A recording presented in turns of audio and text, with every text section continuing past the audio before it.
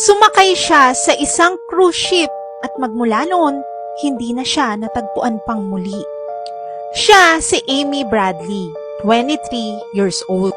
Nangyari ang insidenteng ito habang nasa vacation sila ng kanyang pamilya, kasama ang kanyang daddy, mommy at yung brother niya. Sakay sila ng isang cruise ship at papunta ito sa Curaçao. Around 1 a.m. noong March 24, 1998, pumunta si Amy kasama ang kanyang brother sa nightclub sa loob ng barko. 4 a.m. na noon nung bumalik sila sa cabin nila.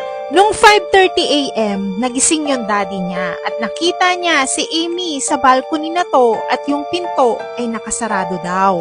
Bumalik sa pagtulog yung daddy niya pero mga around 6 a.m. nagising tong muli. Pero nung tignan niya si Amy doon sa may balcony ay wala na ito pero nakabukas yung pinto.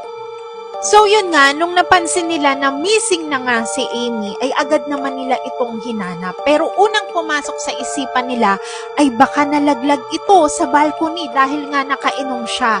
Pero naisip din nila na parang napaka-imposible dahil magaling mag-swimming si Amy at isa siyang swim instructor. Maraming theory and speculations ang naglabasan simula nung nawala si Amy. Pero up to this day, hindi pa rin natatagpuan si Amy. Kaya nga nagkaroon ng documentary at mapapanood nyo ngayon ito sa Netflix.